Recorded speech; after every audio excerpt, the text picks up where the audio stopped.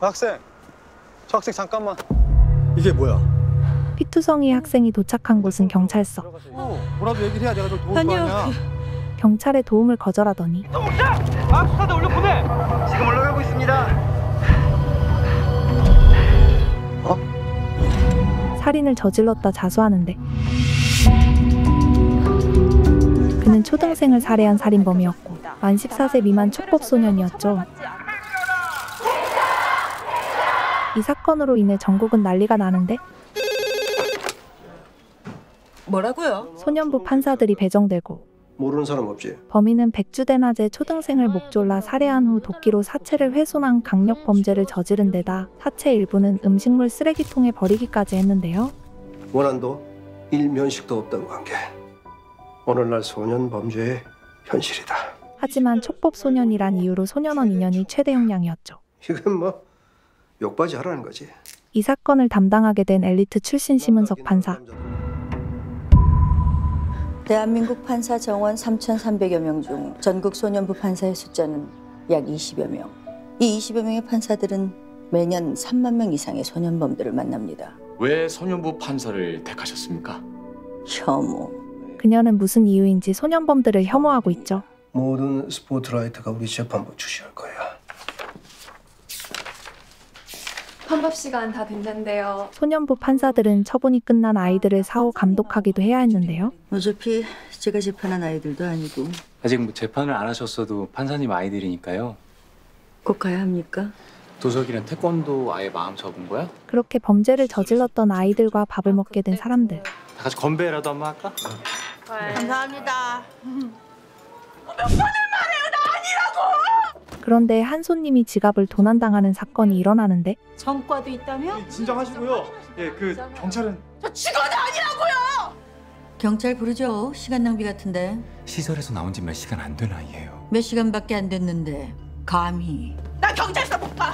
나 아니라고요! 태주는 이런 은석의 태도가 부당하다 생각하고 얘기는 들어볼 수 있잖아요. 지갑 찾았답니다. 정말 죄송합니다, 고객님. 아니라고 했잖아요. 사과해요. 안 되겠는데 그건 왼쪽 주머니. 주머니 한 번만 보자. 아니라고. 그래 알았다. 사실 설아의 범죄를 다 지켜보고 있었던 은석. 이래서 내가 니들을 혐오하는 거야. 갱생이 안 돼서. 법원에서 봅시다. 이윽고 시작된 피투성이 학생 백성우의 재판. 소년 보호자는요? 늦게 오신다고 하셨어. 말해봐 어디. 당일 있었던 이야기를 듣게 되는데 평소 한청을 듣던 성우는 주변에서 시끄럽게 구는 아이에게 화가 났고 술래잡기 하자며 집으로 유인을 죽였던 것이었죠. 그때 걔 어디 숨어 있었게요? 지우야!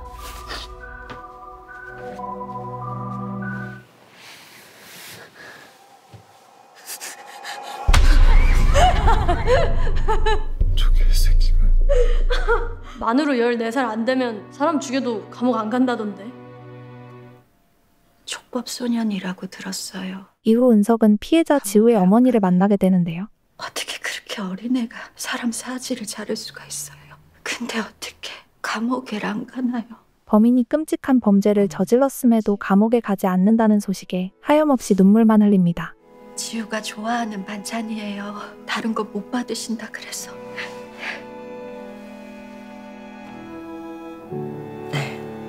한편 부장판사 강원중은 평소 친하게 지내던 기자로부터 이번 사건만 잘 마무리하면 정치계에 입문할 수도 있다는 희소식을 듣게 되고 얼마 후 2차 심리가 시작되는데 조현병은 여전히 심각하다. 성우는 범죄 사실은 인정했지만 조현병을 내세우며 유리하게 재판을 이끌어가려 하는데요.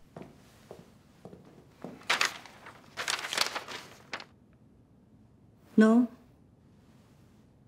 아니구나. 하지만 눈치 빠른 은석은 성우가 촉법소년의 조현병이라는 유리한 조건을 가졌고 자수할 생각이 있었음에도 굳이 사체 훼손, 유기를 했다는 점을 이상하게 생각했고 제3의 인물. 공범이 있다고 결론 내렸죠. 이거 판사님께서 말씀하신 자료요. 그리고 통화 기록을 추적해 알아낸 제3의 인물 한희은.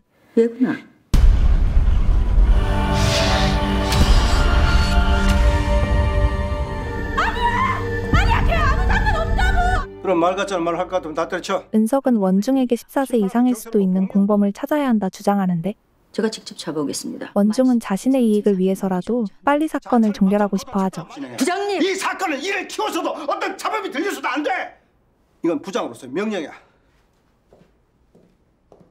고 형사님, 한편 태주는 성우와 최초로 만났던 경찰을 찾아가는데 여기 함께 CCTV를 살펴보다 성우의 자수 당시 찍혀있는 예은의 모습을 보게 되고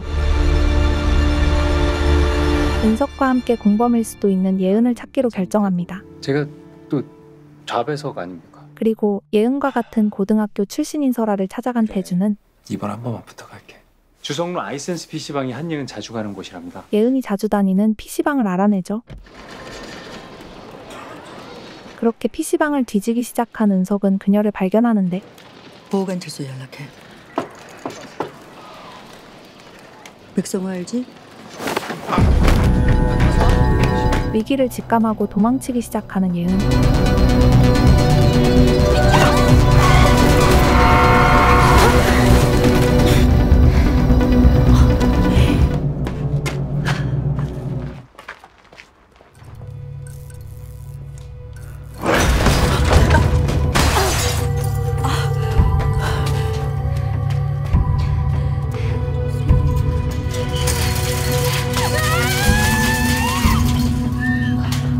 우여곡절 끝에 다시 마주하게 된 두 사람.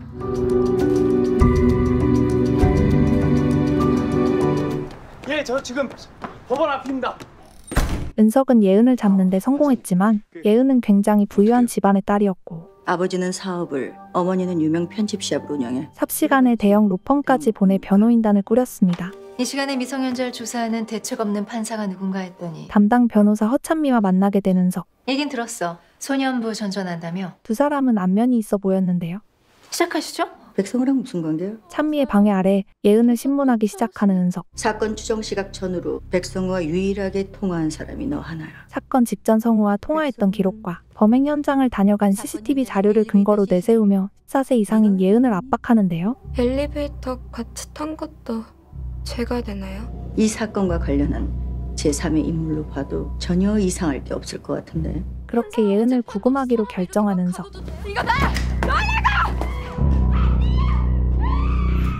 한예은 아직 미성년자야. 그래도 사람이 죽었어. 야 참아! 내 성경 몰라! 다음날 원중은 은석이 예은을 잡아들였던 사실을 알고 분노하죠. 야 부장 얼마 뭐고 누구야! 오늘 중으로 보고드릴 참이었습니다. 은석은 소년범들을 제대로 다루지 않으면 아이들이 커서도 법을 무서워하지 않을 거라며 원중에게 강력하게 이야기합니다. 보여줘야죠. 법이라는 게 얼마나 무서운지. 그러라고 우리 모아놓은 거 아닙니까? 제가 뭘 잘못했습니까? 제가 대체 뭘 잘못했습니까? 결국 원중은 은석에게 설득당하고 그래서 뭘 어떻게 할 생각인데? 은석은 성우를 설득해 예은과의 숨겨진 진실을 밝히려고 하는데요. 어머님께 공범 사실 알려드리고 설득해줄 수 있는지 여쭤봐. 알겠습니다. 이후 성우와 예은의 SNS 대화 기록도 확인하는데 아무래도 이 둘 보통 사이가 아닌 것 같습니다. 그 안엔 새끼 고양이를 대상으로 살인을 연습한 듯한 내용과 사람을 토막내는 방법 등 끔찍한 내용이 들어있었죠. 누구 잘리는 꼴 보고 싶어요? 태주는 성우의 어머니를 찾아가 예은의 사진을 보여주며 성우가 예은에 대해 진술하도록 도와줄 것을 부탁합니다.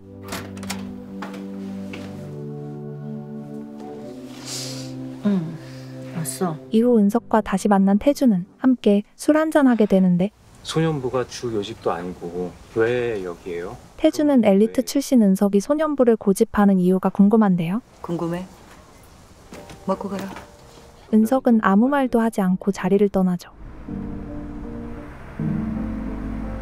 한편 뉴스에서는 은석이 소년범들을 가혹하게 대했다는 것을 근거로 소년범 판사 자격이 있는지에 대해 의문을 제기하고 너지? 그래 나야. 이 모든 건 같은 연수원 출신이었던 찬미가 꾸민 일이었죠.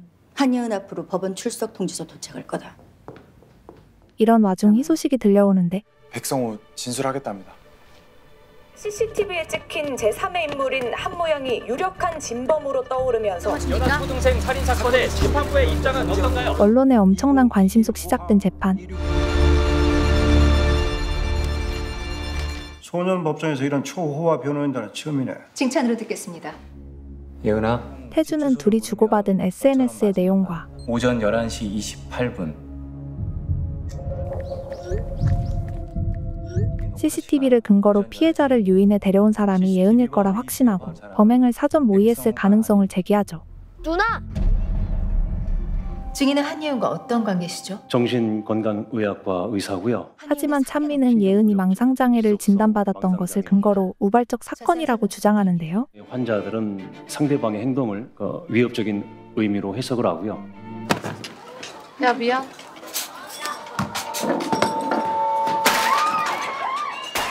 이번 사건이 피해형 망상장애 때문에 벌어진 일이라고 할 수 있습니까? 네, 가능성은 있습니다.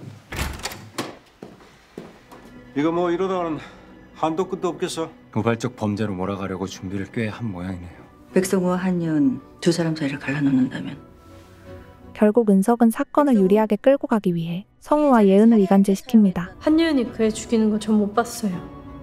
근데 진짜 죽였어? 감옥 안 갈 수 있어.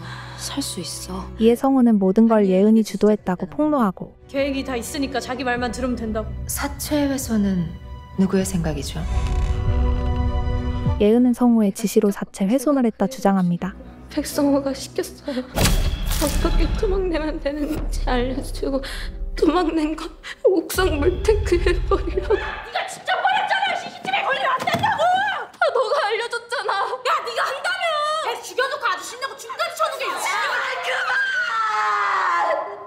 제발 그만해요. 끔찍한 사건 정황을 듣던 지우의 어머니는 큰 충격을 받고 내 생일.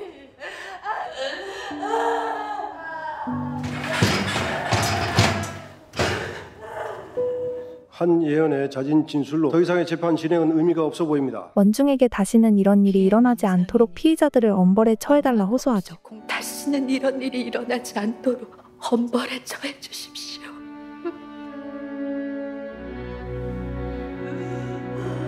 이후 판결이 시작되는데 특히 이 사건은 충격을 넘어 원중은 한예은을 소년법 최고형 20년형, 백성우는 보호처분 최고형인 10호를 선고합니다. 아니야! 이거 뭐야? 날 모르잖아! 네가 너가 잘못해! 이래! 걱정하지 마!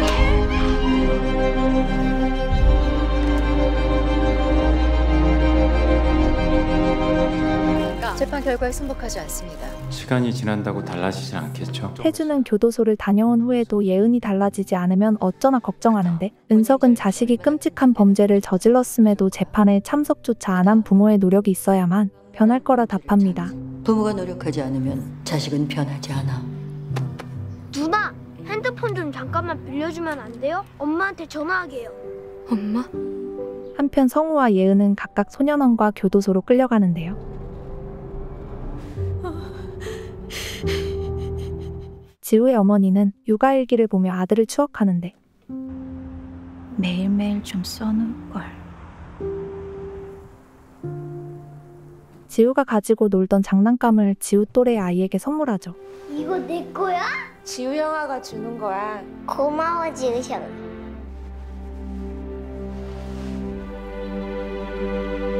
오늘 내린 처분은 합당한 처분인가? 그 처분으로 피해자는 억울함이 해소됐는가? 소녀는 반성하는가? 끝났지만 끝난 게 아니지. 그게 우리 일이야. 연화에서의 첫 사건을 끝낸 은석에게 어떤 학생이 지금 찾아왔는데요.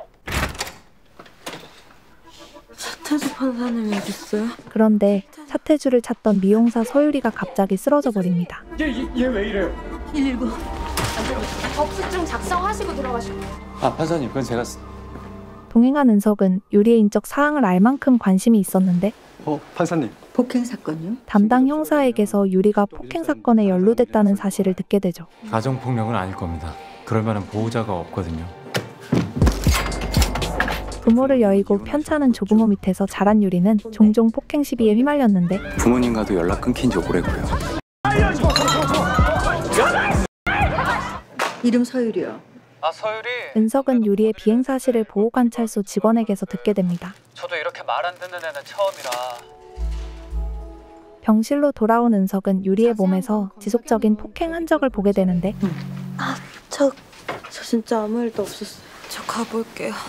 별일 없었는데 법원까지 찾아와. 몸은 별일이라 하는데 생각 바뀌면 연락해. 병원비는 내가 처리했으니까 무조건 입원해. 이후 은석은 사실 관계를 확인하러 유리가 일했던 미용실로 찾아갑니다. 평소엔 어땠습니까? 695가 아니라 8874라니까. 도대체 몇 번째야? 유리의 근태가 불량하다는 것 외엔 별다른 혐의점을 찾지 못하죠. CCTV 영상이라도 보여드릴까요? 저기요!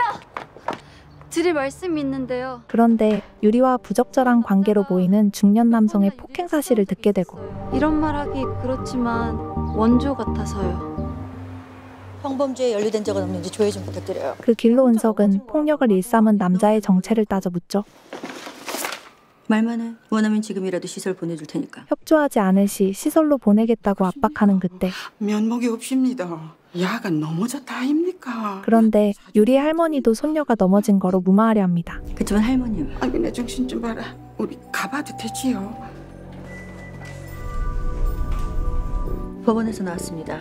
병실을 하나 찾는데요. 의심스런 정황의 은석은 유리의 할아버지 요양병원에 찾아가는데요. 어떻게 오셨어요? 유리 부모님은요? 그곳에서 연락이 끊긴 줄 알았던 유리의 아버지가 지원금을 가로채기 위해 종종 찾아왔던 사실을 듣고 연락 끊긴 거 아니었어요? 몇 번이나 유리를 찾아온 적이 있었어요. 아버지였어. 때마침 가해자인 유리의 아버지가 가출 신고를 했다는 연락을 받죠. 서유리 가정폭력 피해자입니다. 가출 신고는 형사님 선에서 해소해주세요. 이에 은석은 유리의 범죄 기록을 살펴보는데요. 보호관찰소 위반 건 외에는 없습니다. 입원한 거 아니었어요? 갑자기 무슨 기록이요? 서유리 가정폭력에 가해자는 아버지 같더라. 그 서에서 뭐라고 하는데요? 당사자가 신고를 거부해. 아니 근데 왜 기록을... 외출 제한 위반을 빌미로 유리를 격리시키려 합니다. 서유리 격리될 거야. 우범소년으로. 뭐라고요? 유리 입장 생각 안 하세요? 마땅한 보호를 해줘야죠. 보호가 필요한 유리를 처분하려는 은석과 태주가 맞서는 그때 저 이거 그냥 두고 못 봅니다. 재판권 침해라도 하겠다는 거야? 심은석입니다. 유리가 무단 퇴원했다는 전화를 받게 되는 은석. 서유리 병원에서 사라졌대. 심은석입니다. 전에 요양병원에서 뵀던. 보는 즉시 저한테 바로 연락 좀 부탁드릴게요. 함께 병원에 간 두 사람은 자세한 정황을 전해 듣고 일단 흩어지자. 보호관찰소죠? 보호관찰소의 실종 사실을 알린 은석은 유리의 연락망을 확인합니다. 태주는 유리가 자주 가는 곳부터 수색하는데 전화 좀 받아라 좀 제발. 나 며칠 안 있을 거야. 나 다 왔어. 태주의 전화를 거절한 유리는 친구에게 속아 위기에 처하죠. 야, 가봐. 가출 팬에게 모진 폭력을 당하는 유리.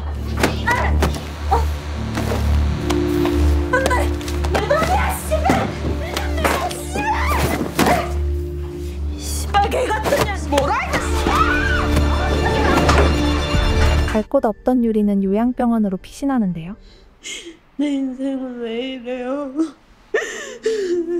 신고하자. 응? 판사님도 도울게. 태주는 아버지의 접근을 제한하고 쉼터에서 지낼 것을 제안하지만 뭐 경찰이 저 24시간 지켜줘요? 보복하겠다고 찾아오면 저 어떻게 돼요? 보호받지 못할 걸 알고 있는 유리는 신고하지 못했고 침묵하면 답은 있고 당하면 또 가출하고 가출해서 돈 떨어지면 또 범죄나 저지르게? 판사님. 보다 못한 은석이 유리를 우범소년으로 신고해버립니다. 유리야 울지 말고. 판사님은 측은지심도 없으세요? 아버지 폭행 때문에 오갈 데가 없는 아이예요, 서유리. 그래서 말도 없이 도망쳐서 감히 가출팸을 찾아? 아니 가출팸을 찾아가 아니라 왜 가출팸을 찾아가 먼저 아닙니까? 태주는 극도로 소년범을 혐오하는 은석에게 따지는데 그 나이에 감히 범죄를 저질렀으니까. 은석도 아이들을 감싸기만 하는 태주에게 역정을 내죠. 왜 자꾸 남의 사건에 혼수질인데?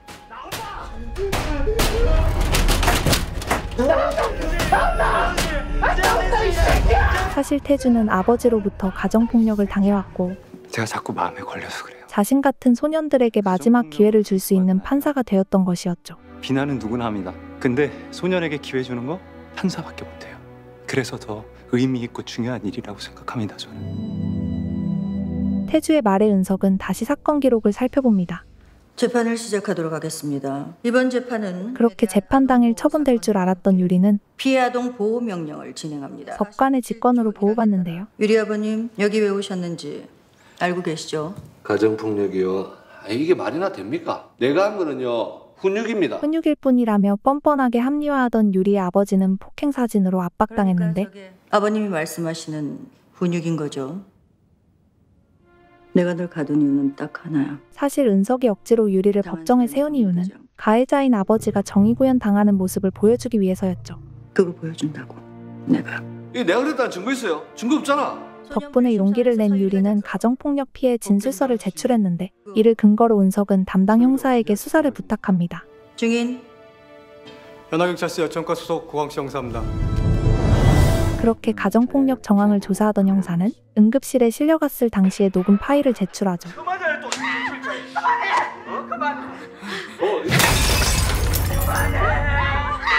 이게 죽으려고. 이거 새끼야 그만해.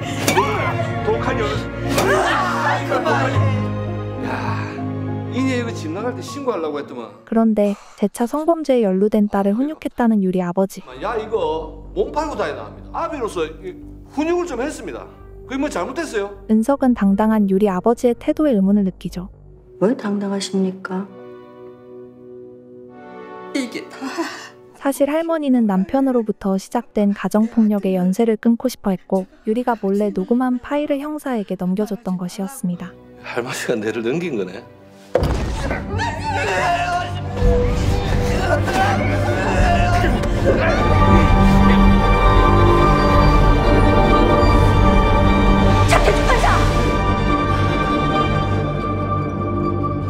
난동을 부리던 유리 아버지는 1년 동안 모든 경로에 접근과 친권까지 제한당하는데 이를 어길 시 형사 재판에서 더욱 무거운 형벌을 받게 됐죠.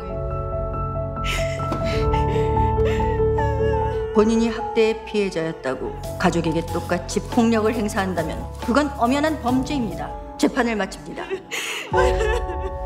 유리의 아버지는 감호소에 수감됐고 싸가지 없이 어른한테 말대꾸하지 마. 은석은 새로운 인생을 살아갈 유리가 마음을 다잡을 수 있게끔 훈계하는데 장하다. 버텨내느라. 진정한 어른의 위로와 조언에 눈물을 쏟는 유리.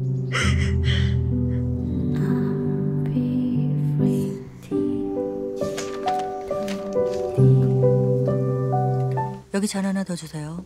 예, 피는 못 속이나 봐요. 그렇게 아버지 술 먹는 거 싫어했는데 입에도 대지 않을 거라고 다짐했었는데 죄송합니다, 판사님. 판결 이후 자신의 언행이 후회됐던 태주는 검정고시 출신이란 사실을 말해주는데 소년부 하나만 보고 여기까지 왔었어요. 왜 그렇게 길을 썼는데? 나처럼 살지 말라고. 태주는 존속살해 미수 혐의로 소년원에 송치된 과거가 있었고 저는 제 과거가 싫거든요. 이번 재판은 자판 공이 커. 가정폭력으로 상처받은 아이요. 10년? 20년? 갇혀있는 거라고요. 그 말로 간신히 설득했거든. 그런 태주의 과거들로 유리의 할머니를 설득했다며 공을 돌리는 은석. 도와주시던 판사님이 한 분 계셨는데 내친 김에 태주는 자신을 갱생시킨 한 판사의 이야기까지 들려주는데 어머니를 좀 생각해. 사지 붙고 인사라도 드리려고 했는데 얼굴도 가물가물해지더라고요. 그때 성함이라도 여쭤봤어야 되는 거. 그 판사였던 부장판사 원중은 그건 바꿀 때도 되지요. 이젠 정계에 진출하려는 듯했죠. 만나면 할 말 참 많을 것 같은데. 다음날 은석에게 온 수상한 문자. 그런데 은석은 아무렇지 않게 출근하는데요. 안녕하십니까. 아, 이게 1+1이더라고요. 제가 사실 처음이었거든요. 그런 속얘기. 불편했는데 난 남의 속사정도 귀찮고 그때 말할 타이밍을 놓쳐서. 말 못할 과거가 있는 듯한 은석은 태주에게 선을 긋습니다. 보조인 진술하세요. 한편 원중은 또다시 소액 중고거래 사기를 저지른 유연지를 소년원에 보내는데요. 아버님이 달라지셔야 현지도 달라지죠. 직업훈련 상담센터 연결해 드릴 테니까 상담 받아보시고요. 유현지, 판사님이 2번 기회 줬다. 근데 어떡하지? 3번째는 아웃인데. 현지야. 곧 판결을 번복하고 청소년 회복센터로 보내려 합니다. 샬롬 말고 프롬으로. 이는 보호자의 무능으로 범죄를 저지른 아이가 너무 가혹한 처벌을 받지 않게끔 하려는 나름의 배려였고 가도 뭐 살라고 그런 거다. 먹고 살라고. 그러니까 처벌보다는 환경 조정을 해주신 거지. 아, 근데 왜 매번 프롬입니까? 또 오선자 센터장님 센터잖아. 이게 문항이 좀 많아. 우리 유경이 요즘 괜찮아? 푸름 센터의 선자는 살뜰하게 여자아이들을 돌봐줬는데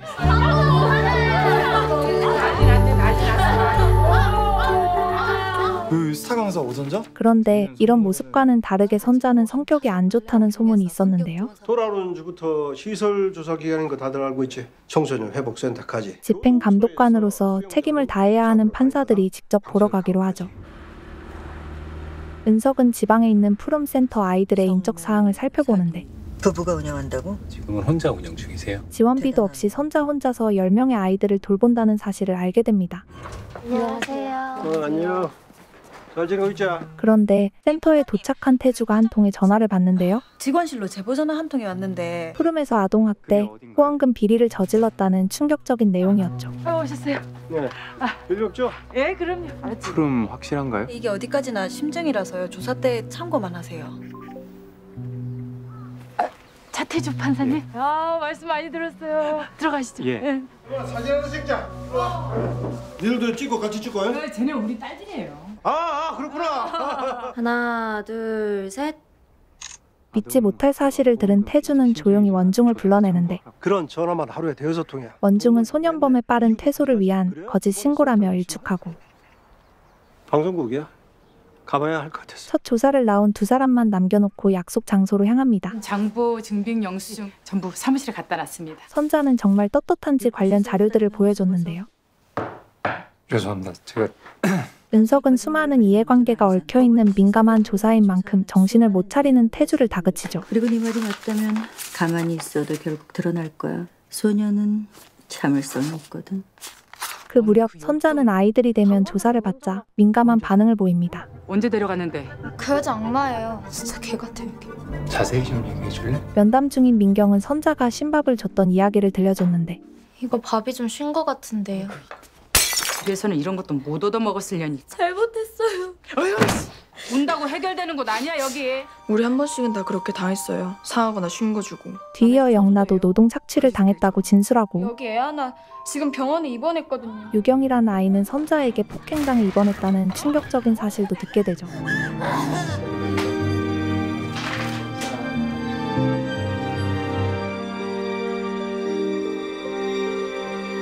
관련 진술을 들은 두 판사는 당장 선자를 호출하는데요. 내가 그랬다고? 밥 먹자. 센터장님, 담배 좀 허락해주면 안 돼요? 됐다 그래라. 너 지금 뭐 하는 짓이야? 상반된 진술을 하던 선자는 담배로 딜을 하는 불량한 아이들을 돌보는 고충을 토로하는데 일도 시켰다고 하던데요.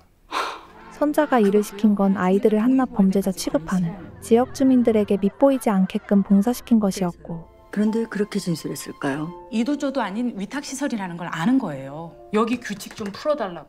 그래서 시위하는 겁니다. 걸어.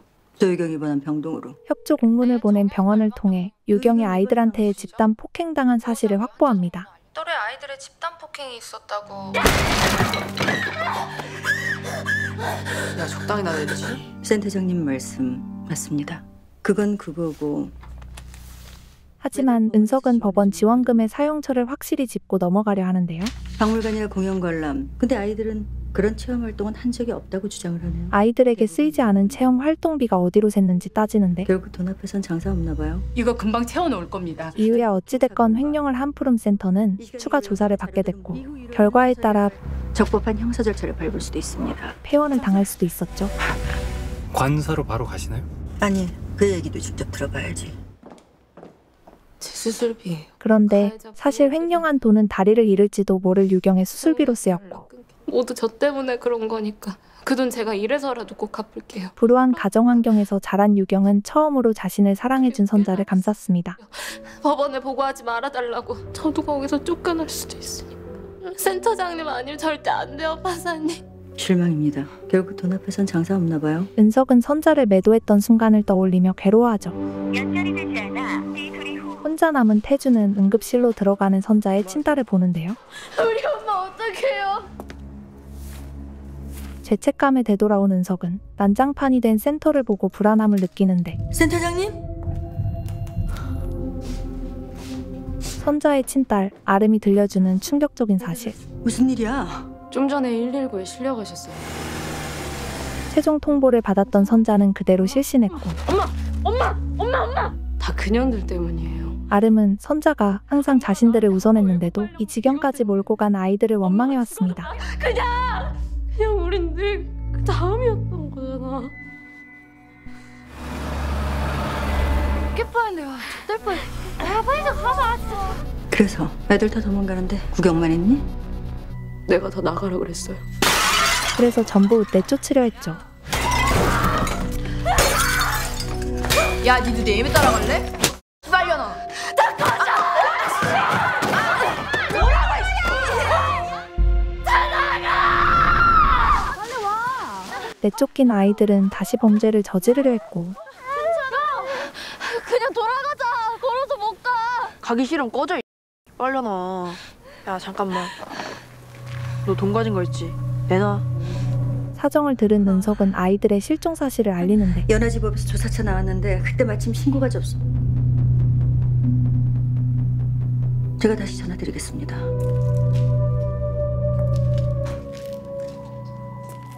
너구나. 이 센터가 가장 망하기를 바라는 사람. 사실 후원금 비리를 신고한 건 센터가 망하길 바랬던 아름의 짓이었습니다. 아니 사실 저희가 가도 소년들 찾기 힘들 겁니다. 인력이 부족하다는 연락을 받고 후에 관할구역 내 가동 인원 확인해서 다시 연락드리겠습니다. 봤니? 네가 무슨 짓을 저질렀는지? 오늘은 일단 퇴원하시고요. 한편 의식이 돌아온 선자는 일단 퇴원하게 됐는데 그 수술비로 쓰셨다면서요. 그래도 법원에는 보고하셨어야 했습니다. 예, 판사님. 뭐라고요? 텅 빈 센터로 돌아온 선자는 아름이 아이들을 내쫓았다는 사실의 망연자실하고 아니지?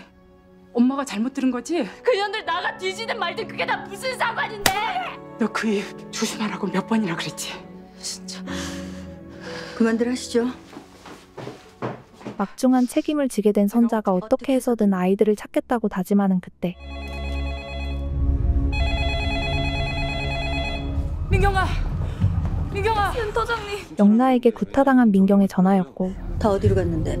그냥 기차역으로 간다고만 했는데. 아이들이 기차역으로 갔다는 단서를 얻게 됩니다. 하지만 시간 관계상 더는 수색을 진행하지 못하죠. 법원 전문 조사관이 방문할 수도 있어요. 있는 그대로 답하세요. 아이들 찾을 수 있겠죠? 무슨 소리야 그게? 소년들의 실종 소식을 들은 원중은 자신의 지시를 무시하고 수사를 강행한 판사들한테 역정을 냅니다. 니들이 치워. 나가 꼴도 못 있으니까. 은석은 혹여 아이들이 범죄를 저지를까봐 걱정됐는데 소년 범죄는 저지르는 게 아니야. 물드는 거지. 판사님, 애들이요. 전화 왔었다면서요, 연지한테. 밤새 연지가 몰래 전화를 걸어왔고 나 좀 도와주라. 애들이 강제로 시켜서 도움을 청한 연지는 억지로 조건 만남을 하게 됐는데 서울역 근처 모텔이라도. 이게 네가 내쫓은 대한민국 가출 소년의 현주소야. 이번엔 절대 놓쳐선 안 됩니다. 책임 소재가 있는 은석은 보호관찰소에 정식으로 협조 요청을 합니다. 만 14세 오연지, 함께 도망친 만 15세 고혜림, 여지은, 한민주, 윤은정, 그리고 포주 역할의 만 16세 최영나까지. 겁에 질린 연지가 감시하는 아이들을 살펴보다가 도망치려던 그 순간 도망가지 못하게 쇠사슬로 문까지 잠그는 파렴치한 남자. 돈만 들고 튀는 년들이 하도 많아서. 같은 시각 어른들은 각자 수색 중이었는데 야, 돈 많으니까 졸라 재밌다, 맞지?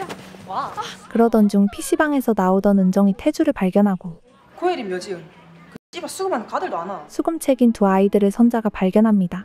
니들 이러면 안 돼. 야, 치워!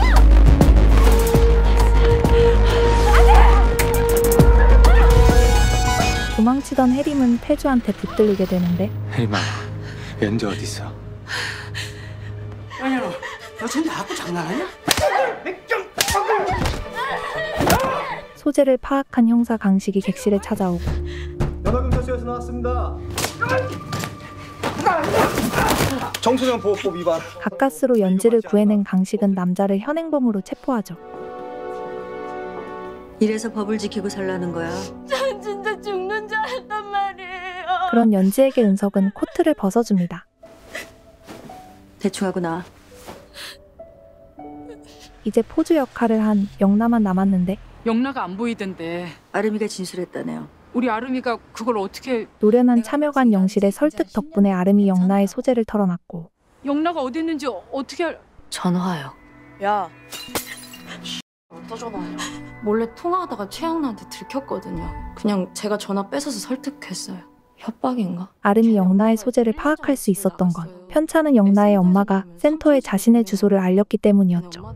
우리 엄마가 뭐? 니네 엄마 언제 뒤질지 모른다 그랬다니까. 영나는 엄마를 찾으러 갔을 겁니다. 사정을 알게 된 은석이 먼저 영나의 어머니를 찾으려 하는데 최영나 어머님 맞습니까? 저희 집엔 그런 애 없는데요. 아까 찾아온 그 애인가? 선자가 계단에 홀로 앉아있는 영나를 발견합니다. 영나야! 왜 여기 있어? 엄마 만났어? 엄마요? 사실 영나는 어머니를 찾아갔지만 엄마. 누구야? 왜 모르는 애가 뭐 잘못 찾아왔나 봐. 새살림을 차린 엄마는 영나를 모른 척했고 아픈 게 아니라 버린 거였어요. 버리려고 거짓말한 거였다고. 줄곧 엄마를 걱정해왔던 영나는 아픈 척하며 자신을 버리려 했던 엄마에게 분노했는데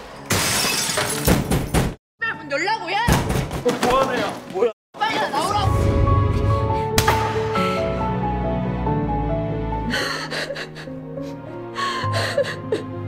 결국 가정환경이 좋지 못했던 영나는 소년분류심사원에 인계되죠. 그 비리 신고 좀 하려고요. 아름이 비리 신고를 한 이유는 자신의 고통과 상처를 엄마가 알아봐 주길 바라서였습니다. 나 좀 봐달라고. 하지만 엄마가 쓰러진 뒤 자신의 행동을 반성하게 된 것이었는데 애들은 왜 내쫓았노? 이런 상황에서까지 엄마가 모욕당하자 화를 참지 못했던 것이었죠. 남자 없으니까 진짜 살 것 같아. 그럼 걔는 애미덕후 애미덕후.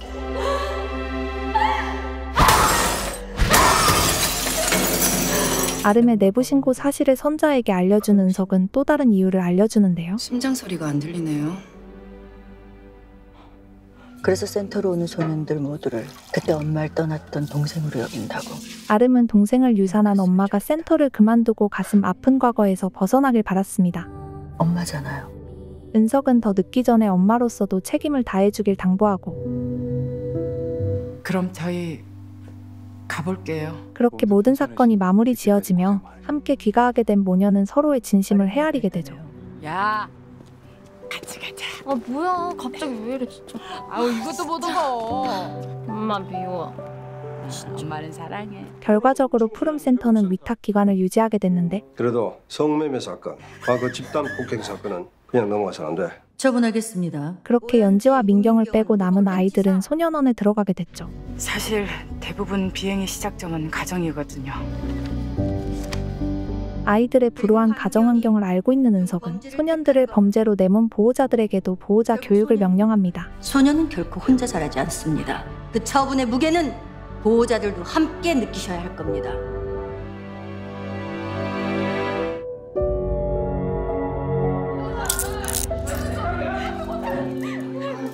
엄벌을 내렸으나 마음은 편치 못했죠. 주말에 면회 같이 가기로 했는데 판사님도 같이 가시죠? 그 무렵 원중은 상위 3%의 자녀들이 연루된 명문 고등학교 시험지 유출 사건 재판을 맡게 됐는데 곧 검찰 조사 끝날 거야. 그럼 배당은 강 부장 부서로 갈 테고. 이번 사건을 끝으로 그만두려 합니다.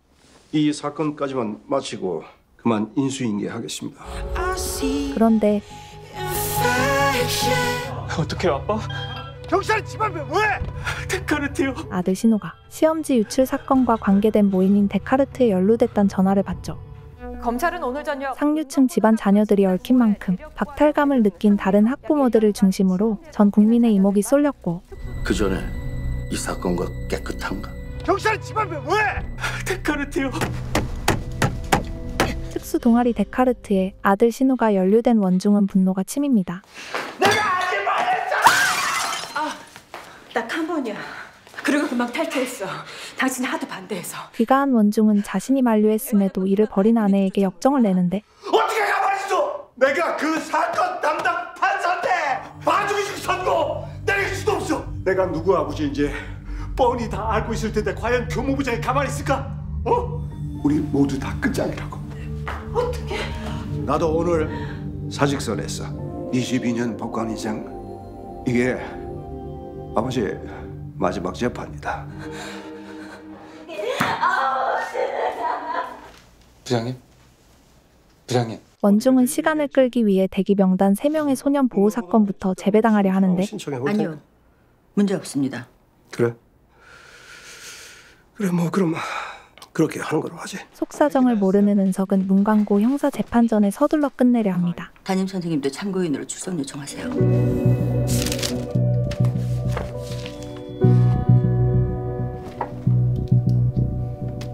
자수할게요. 그간 계속 시달려온 신우는 자수를 하려 했지만 죄 없는 애비까지 물귀신처럼 붙잡지 말고 죽으려거든 너 혼자 나가서 죽을 새끼야. 사회적 지위를 지키기 위해 모질게 아들의 자수를 막았던 원중. 정계로 진출한다네. 심지어 원중은 자기도 모르는 새에 재보궐선거 후보까지 됐죠. 보도는 잘 보셨습니까? 예. 이는 정계에 진출하려 만나왔던 국회의원 엄중기가 당 지지도를 올리고자 벌인 일이었는데 아빠, 죄송해요. 문광고 그 사건만 잘 마무리하십시오. 관심이 집중된 이번 유출 사건을 잘 끝내달라 당부합니다. 진짜 시작은 지금부터니까. 강원중 의원님. 그런데 충격적인 전화를 받게 된 원중.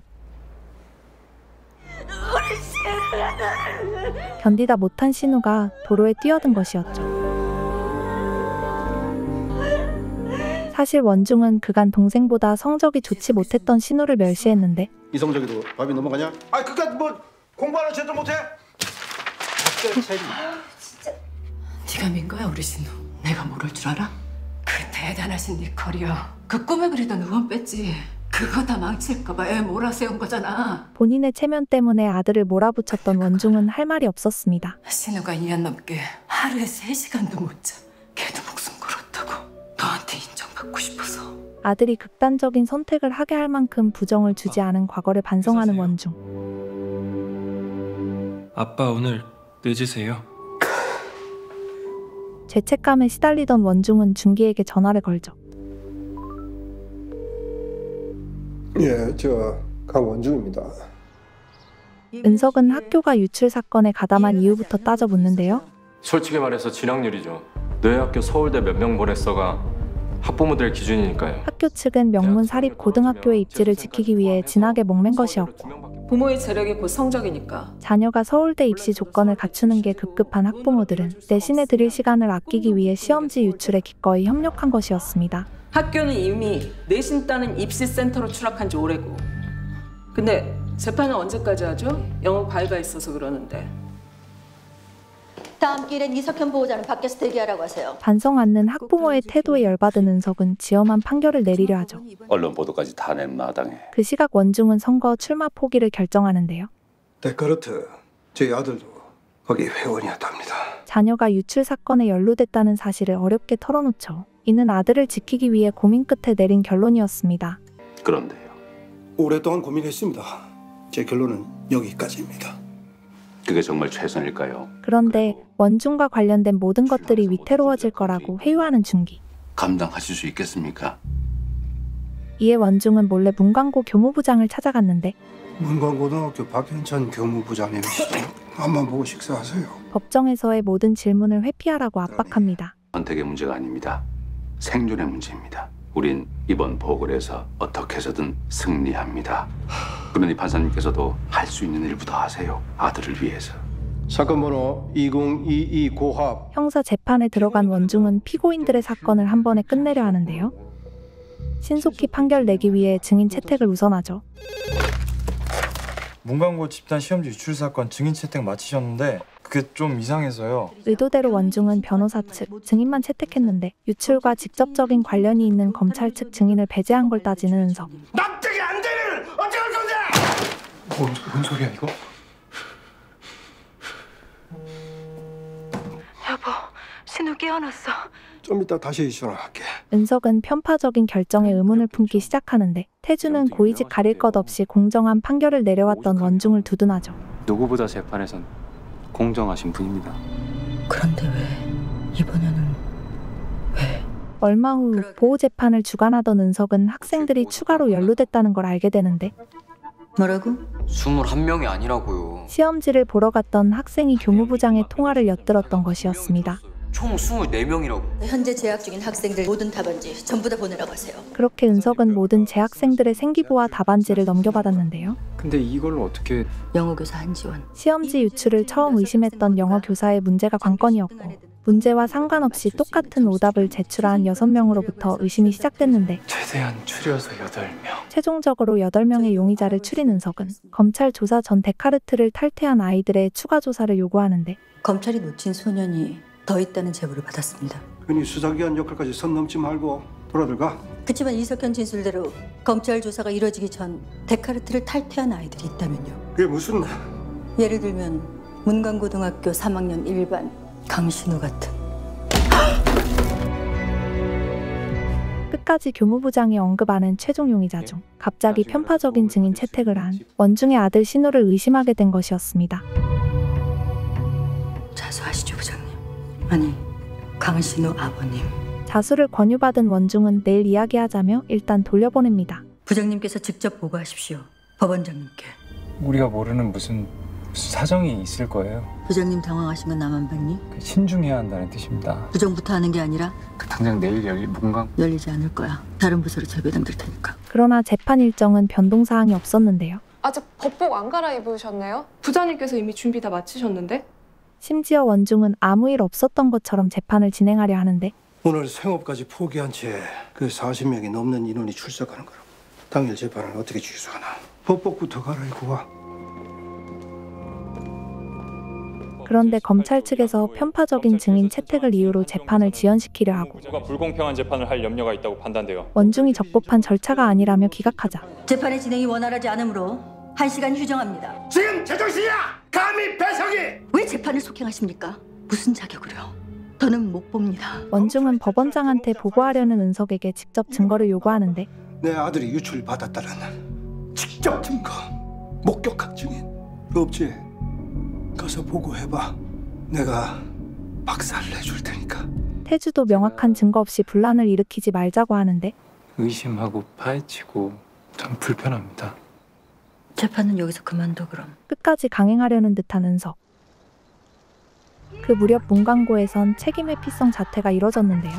퇴학을 당하면 그래서 굉장히 큰 타격을 입어요. 근데 자퇴는 달라요. 자퇴하면 비교과 활동을 보장받기 때문에 서울대 입시에 문제가 없었고 집단으로 답안지 유출을 받고도 아무런 피해가 없는 거예요, 얘네가. 형편이 어려운 남은 학생들만 고스란히 피해를 입게 되는 상황이었죠. 남은 피해 학생들끼리 또 목숨 걸고 싸워야 된다니까요. 다시 그 1등급을 받기 위해서. 은석은 재판까지 공정성을 잃자 착잡한 심정이었습니다. 답안지 유출받고 자퇴까지 한 아이들은 오히려 입시가 유리해지고 재판은 이미 공정성을 잃었어.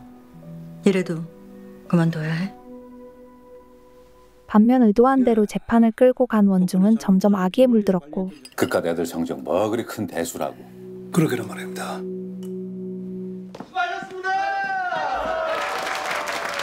뻔뻔스럽게도 자신의 권위를 누리는 그때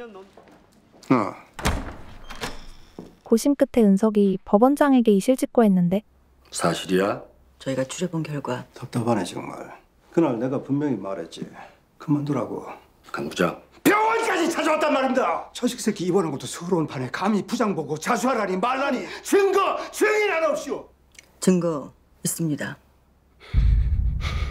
놀랍게도 은석은 원중의 아들 신우에게서 자백을 받아냈죠. 아버지 발등 찍는 거잖아요. 발등 찍히는 건 네 아버지가 아니야. 네 친구들이지. 친구들을 위한 선택을 하라고 신우를 설득했던 은석. 야, 시분사! 이거 무슨 말 같지 않은 말을. 야, 너 다시 나와. 그만. 법원장은 딱 하루만 생각할 시간을 달라고 요구합니다. 이렇게까지 하는 이유가 뭐야? 대체 왜? 먼저 가. 딱 한 번이야. 해야 할 일이 있었어. 압니다. 소년법 개정 5년 넘게 준비하셨다고 들었습니다. 사실 원중은 그간 소년범들을 위해 소년법의 근본적인 문제를 고치려 했고 과도한 형량보다 갱생을 위한 관리 감독의 질을 높이자고 주장해왔는데 소년법의 초점은 교화야! 소년법이 누굴 위한 법인데요? 아이들이지. 그럼 문광고 피해 아이들은요? 왜 지금 피해 입고 있는 문광고 아이들은 안중에도 없냐며 따지는 은석. 아이들을 위한 법을 왜 아이들을 밟고 개정합니까? 성경을 읽기 위해 촛불을 훔쳐서는 안 된다는 말이 있습니다. 수단이 타락하면 목적 또한 오염된다는 뜻입니다. 은석은 매일 사건 일지를 쓰며 반성하던 원중의 법관의 양심에 호소하는데 이번 마지막 사건은 어떻게 적으실 겁니까?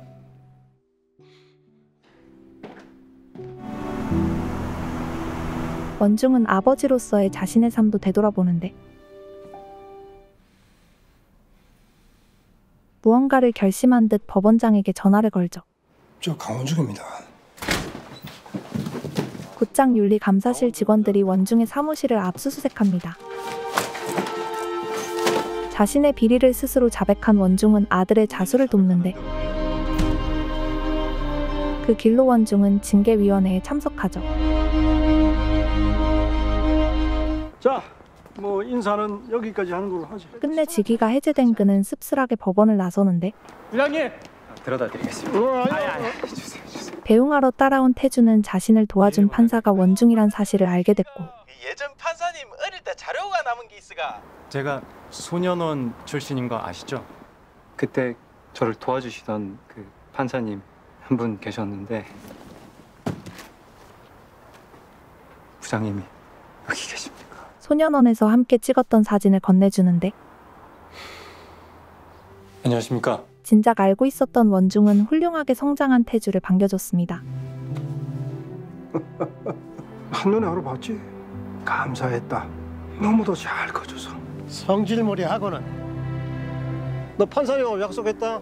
다시는 법정에 안 서기로. 저 혼내주셔서 제 편 대주셔서 정말 감사했습니다, 부장님. 지금처럼 신념을 가지고 법관 생활을 하라며 마지막 당부를 남기는 원중. 내 뒤 따라오지 마.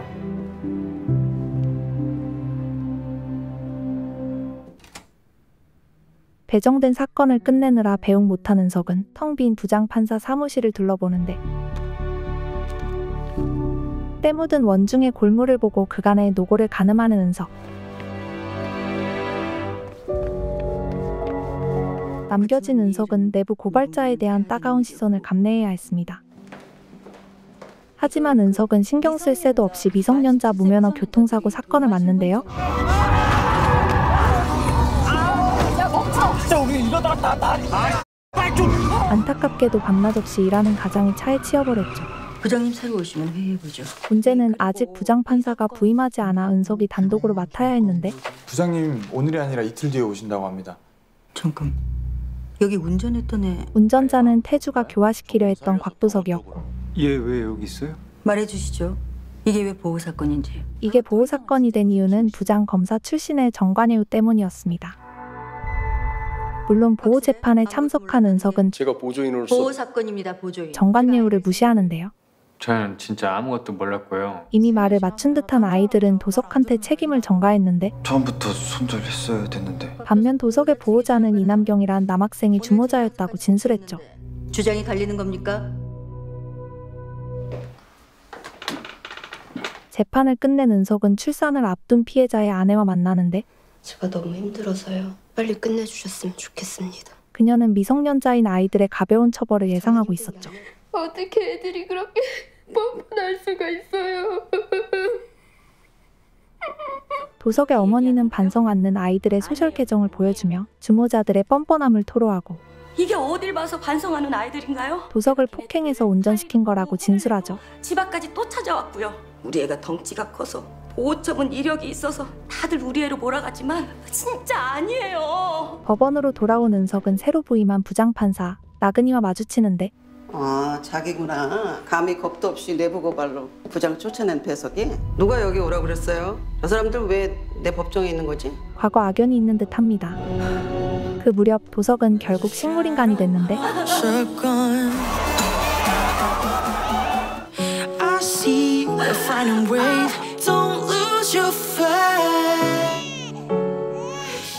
이제 어떻게 할까요? 마지막 증인을 잃었지만 그럼 차 판사님께는 제가 전달하죠. 은석은 재판을 강행하려 하죠. 판사님 아직 퇴근 전이신가 봐요. 무슨 일 있으세요? 미성년자 무면허 교통사고 사건, 운전자 곽도석, 식물인간 판정났다. 아니 확실하답니까? 덤태기 쓰는 거 아닙니까? 운전한 쪽은 곽도석이지 아이들이 아니니까요. 이제 가해자 부모들은 대놓고 책임의 피해 집중하기 시작하는데 그래도 설날인데 판사님 세배 받으셔야죠. 응? 그래, 새해 복 많이 받자. 네. 나 판사님하고 약속했다. 절대 다시 안 설게요. 태주는 떠나기 전 변하려던 도석의 모습이 눈에 아른거렸죠.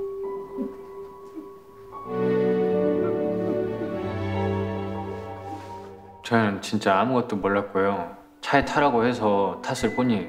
걔네들 다 거짓말이에요. 내가 걔네들을 타이르고 혼을 내도 집 앞까지 또 찾아왔고요. 진짜 아니에요. 은석은 도석의 어머니 말에 집중하기 시작했습니다. 오늘이죠. 부장님 첫 출근이에요. 참여관님. 혹시 뭐 들으신 거 없으세요? 원중이 떠난 뒤로 오게 된 나근이 부장판사의 첫 출근. 민주적으로 해요. 민주적으로. 출퇴근 인사 같은 건 굳이 내 방까지 와서 할 필요는 없을 것 같아요. 그밖에 더 정할 거 없죠? 근데 나는 그런 게 있다. 배석이 멍청한 거는 참겠는데 건방 떠는 거는 또 못 참거든요. 엄연히 내가 부장인데. 내부 고발자로 낙인 찍힌 후폭풍인지 그녀는 처음부터 기선제압을 하고 차차 서로 맞춰가죠. 알 수 없는 신경전이 시작됩니다. 제대로 찍힌 거 같지? 판사님, 그래서 말인데. 안 돼. 곽도석 사정 안타까운 건 나도 알아. 선 넘지 마. 은석은 태주의 심중을 파악해 먼저 차단하고 조사를 진행합니다. 곽도석 보호관찰 기간 중 연락조차 제대로 되지 않았던데.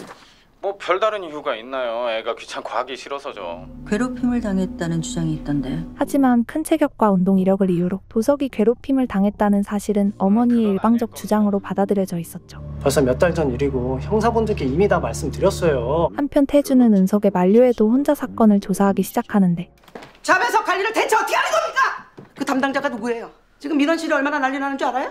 오라 그래요 당장. 벌써 나근이의 귀에 들어간 뒤였고 교육을요 똑바로 시켜요. 대체 무슨 생각이야? 이대로 끝내실 겁니까? 이게 차판 사건이야? 한 명 더 있었답니다. 렌탈 당시에 곽도석 말고 또 다른 한 명 더 있었답니다. 안녕하세요. 은석은 결정적 단서를 얻게 되는데 같이 있었던 그 여자에 대해선 진술하지 못했다고. 렌트는 도석이 했지만 단독으로 벌인 일은 아니었다는 것을 알게 됩니다. 뒤늦게 경찰서에 찾아가 봤는데 이미 그 사건은 검찰로 넘어간 상태였답니다. 판사님! 이대로 대충 마무리 짓겠다 안 했어. 사건의 실체 진실 파악이 문제야. 나도 최선을 다하고 있다고. 담당 판사로서. 바로 그때 말씀하셨던 대로 아이들 SNS를 살펴봤는데요. 아예 탈퇴한 회원으로 나옵니다. 담당 보조인이 시켰는지 그 아이가 이번 사건의 키가 될 수가 있어요. 병원을 서성이는 여자아이. 그 아이는 같이 타고 있던 일행 중 한 명, 미주였습니다. 네, 경위님. 무슨 일이세요? 어떤 한 여학생이 이걸 두고 갔더라고요. 오늘 전달됐다고요? CCTV 확인해 보니까 곽도석 또래의 여자아이 같았습니다. 혹시나 해서 봤는데 그녀가 전해준 영상 속 도석은 일방적으로 폭행당하고 있었는데 곽도석 보호자 주장은 증명이 됐네. 곽도석 그래도 선수 출신 유단자 아니었나요? 도석이 변하기 위해 막고만 있었다는 걸 아는 태주. 도석이한테는요 무면허 운전을 할 이유가 없어요. 이건 진짜 말이 안 되잖아요. 뭐 자기를 폭행했던 무리까지 태우고 아이들 사이에 폭행이 있었든 협박이 있었든 한 가정이 중태에 빠졌다는 사실은 변함없고 달라지진 않아. 오늘 받은 영상 원본 갖고 가서 조작된 영상은 아닌지 감정 부탁드리고. 뭐라는 거야 대체? 영상을 분석하던 도중 음성이 복원되는데 내 새끼야. 이 새끼야. 그다음에 새끼. 사진 찍어 준다며. 너 그년 좋아하냐? 은석은 도석이 협박당하고 있었단 사실을 알게 됩니다. 그 부분은 저도 안타깝게 생각합니다. 저도 피해자니까요. 피해자? 어? 시벌이. 얘네도 피해자. 확실하니? 기억나지? 은석은 미주에게 진실을 묻죠. 뭘까? 어떤 기분인지 아세요? 사실 그녀는 잔혹한 성폭행을 당한 상태였고 이거 어디에다 뿌려줄까? 사진까지 남겨지며 협박을 받고 있던 것이었습니다. 가자. 근데 우석이를 너무 괴롭혀서. 그럼 렌트카 대리점은? 미주를 돕고 싶었던 도석의 행동. 너 이게 무슨 짓인지 몰라? 그리고 그 행동이 불러올 결과를 알고 있던 미주는 그를 말리려 했던 것이었죠. 지우긴 지웠어요. 백미주 그 아이가 증언을 해준다면 모든 키를 쥐고 있는 미주였지만 그녀의 자백을 받아낸다는 것은 쉽진 않을 거야. 은석도 함부로 판단할 수 없었는데 소년에게 또래 집단 관계는 목숨보다 중요해. 백미주, 이건 너의 선택인데. 판사님. 무슨 일입니까? 위 소년 보호 사건은 종결합니다. 피해자 오규성 씨가 사망했습니다. 검찰로 역송할 예정입니다. 오늘 재판은 여기서 마칩니다. 다음 날 은석은 보강 조사가 필요하다 주장하지만 저도 심은석 판사와 같은 생각입니다. 근이는 둘의 의견에 부정적이었죠. 나는 소년 사건은 속도전이라고 생각해요. 미제 관리에 좀 각별히 신경 좀 써주세요. 산 넘어 산이다. 이윽고 합의부 재판이 시작되는데 방조 혐의를 인정하십니까? 아니요. 그들은 여전히 곽도성만을 몰아세우며 꼬리를 자릅니다. 하지만 이 영상은 피고인 측 역시 이미 확인했으나 확실한 증거 앞에서도 끊임없이 부인하는 그들. 이제 그만 정리하고 결론부터 내죠. 부장판사의 결정으로 결국 아이들은 소년원 송치로 결정이 나고 죄를 뉘우치지 않는 아이들은 기뻐했습니다.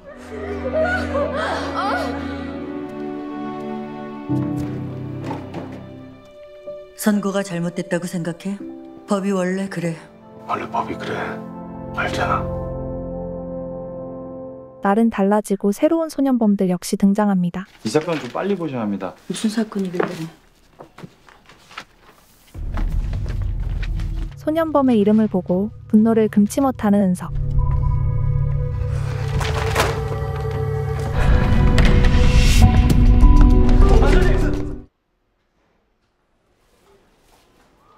예, 부장님. 안 그래도 저도 찾아봤는데 가족에 대한 정보가 아예 없더라고요. 은석이 응급실에 있는 동안 그녀의 가족이 한 명도 없음을 깨닫는데 어떻게 된 거야? 제가 드릴 말씀 같은데 얼마나 놀랐는지 아세요? 그녀를 데려다준 태주는 먹을 수 있는 게 아무것도 없다는 사실을 알게 되고 그녀 역시 사연이 있음을 짐작하죠.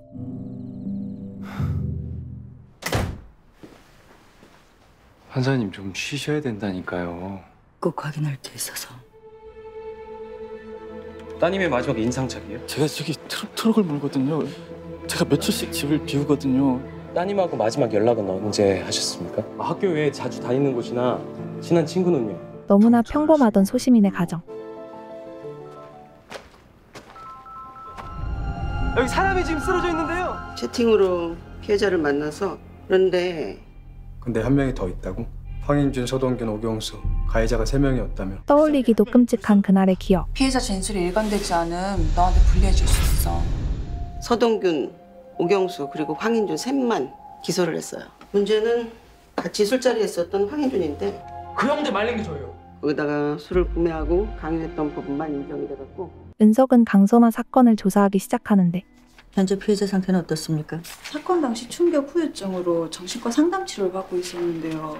인터넷에 피해자 신원이 떠돌아다녔나 봅니다. 다행히 수술은 잘 받았다고 합니다. 서둘러 길부터 잡아보죠. 이제 재판을 시작하겠습니다.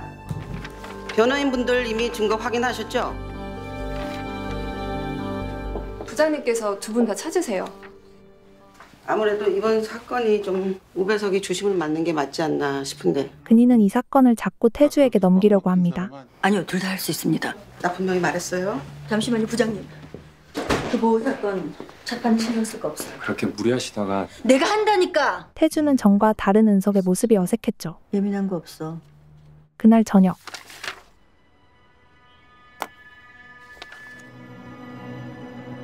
가해자 황인준에 대해 조사하던 그는 사람을 죽였어?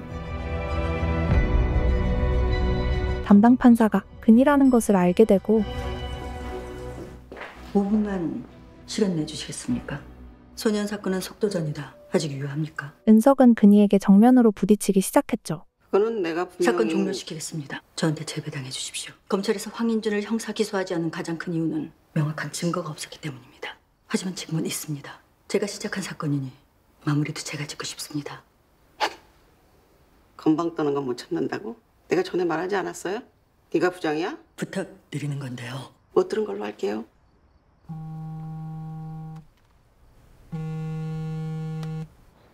그 사건 때문에 그러시는 거죠?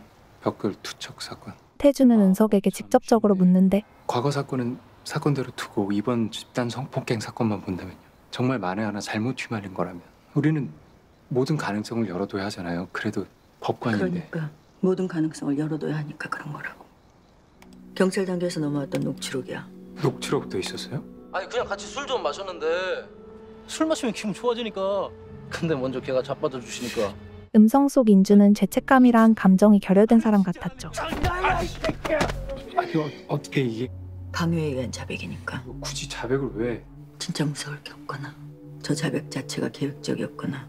이건 형사사건과 함께 검토를 해봐야겠네요. 다음 날 소년 사건은 속도전이다. 신속하고 조용하게 해결하라는 얘기입니다. 기억도 안 나. 걔 5년 전 내가 담당했던 애던데. 해봐요 어디.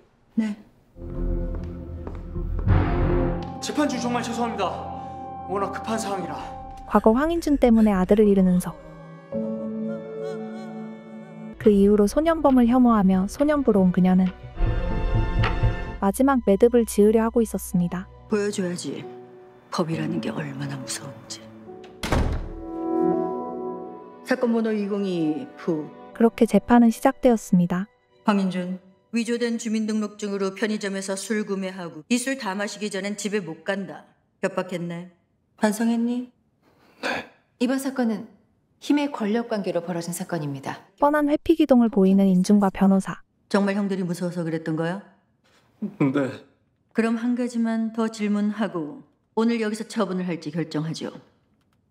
그렇게 무서운 형들 때문에 고분고분 지금까지 말 잘 듣다가 어떻게 이번엔 거절할 수 있었니? 폭행이 두려운 것은 사실이나 말도 안 되니까. 성폭행은.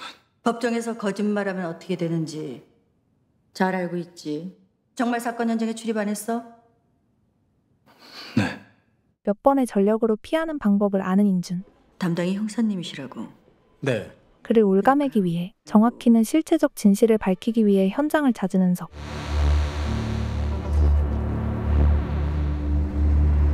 그리고 그녀는 그곳에서 새로운 증거를 발견했죠.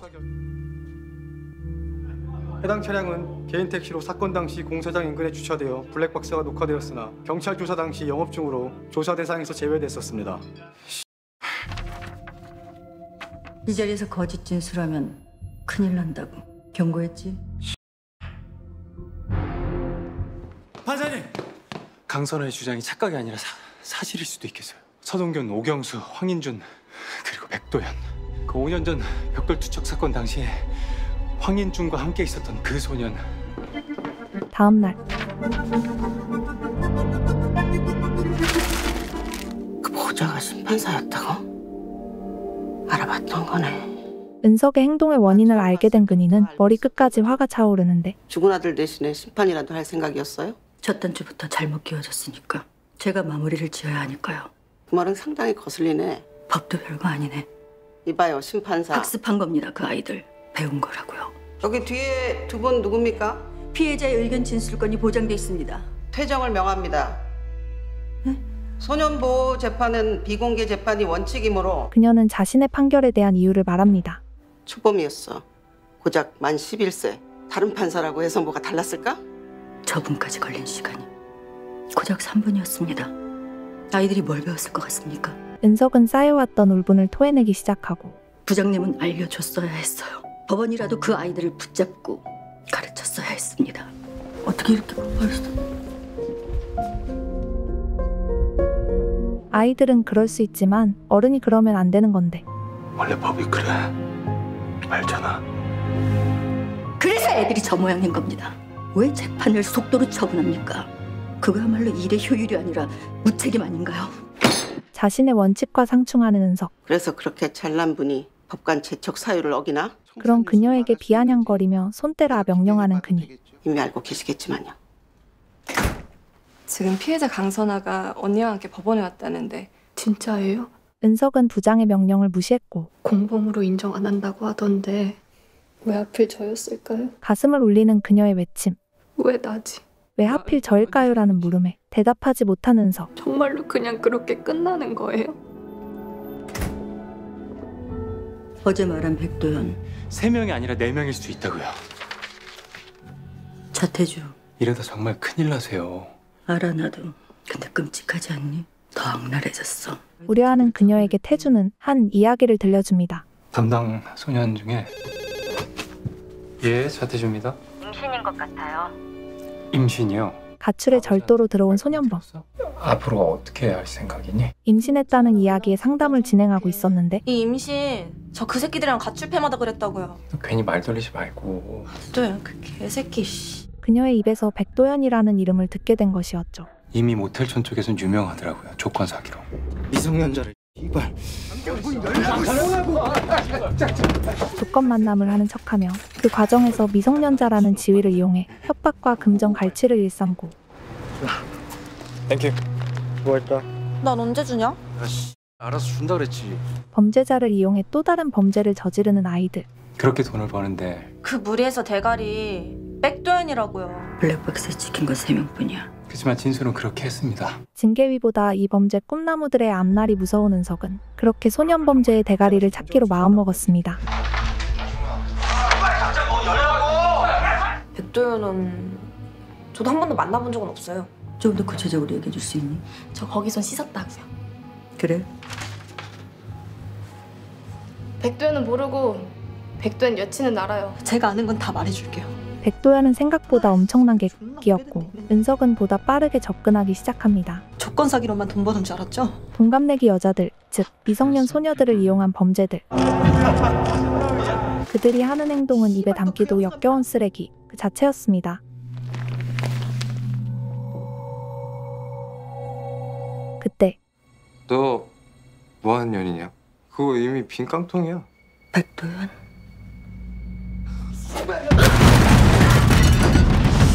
은석을 폭행하기 시작하는 도연.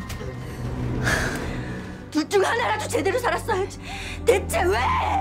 대체 왜?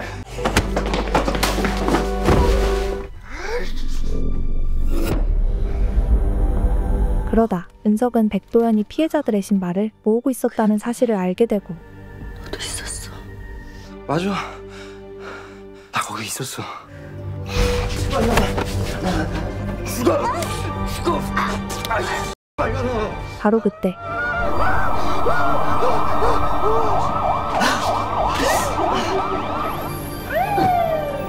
겨우 탈출에 성공한 은석.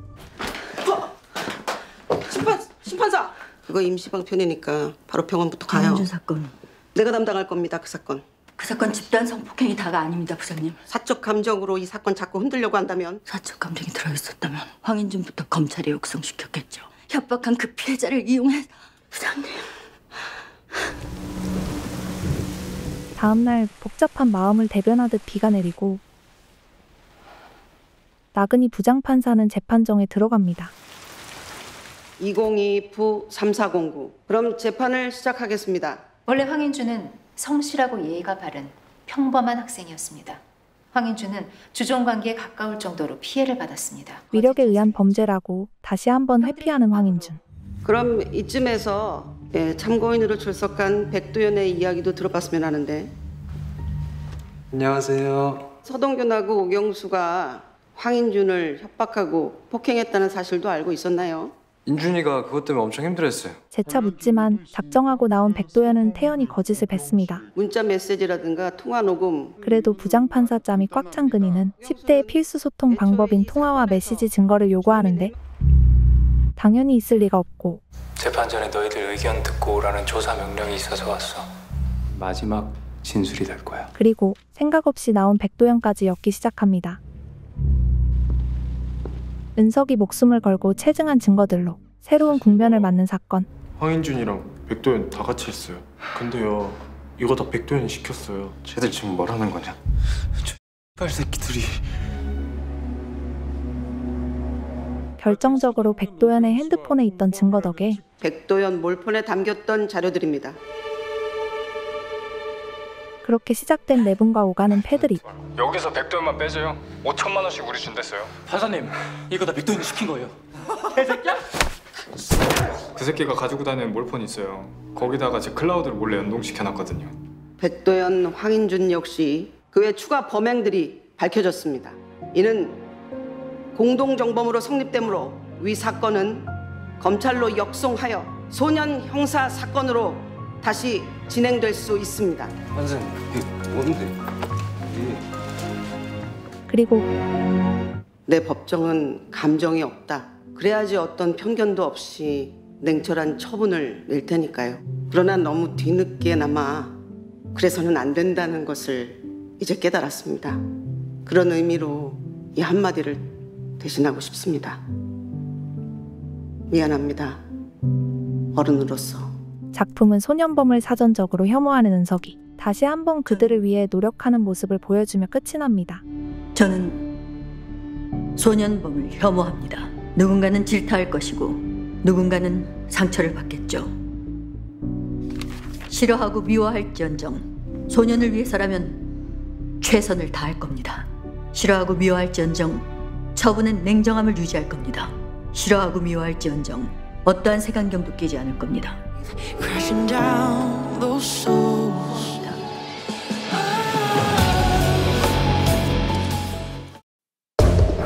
소년심판은 소년범을 혐오하는 법관 은석을 중심으로 펼쳐지는 법정 드라마인데요. 수많은 촉법 소년의 범죄와 그로 인해 울렁거리는 사회의 뜨거운 감자를 다룹니다. 첫 화에 등장한 소년범이 또다시 재판정에 서는 모습은 소년법의 폐지에 대해 생각하게 만들죠. 촉법 소년으로 대표되는 소년법의 빈틈을 다루는 내용으로 공정심을 부여하는 서사는 없고 최대한 냉정하고 건조하게 이끌어 나가는 모습과 그로 인해 많은 생각을 하게 만드는 어른들의 모습을 보여주며 더욱 몰입되었던 것 같습니다. 그럼 제 소개를 보고 관심이 가셨다면 넷플릭스에서 소년심판 찾아보시길 추천드립니다.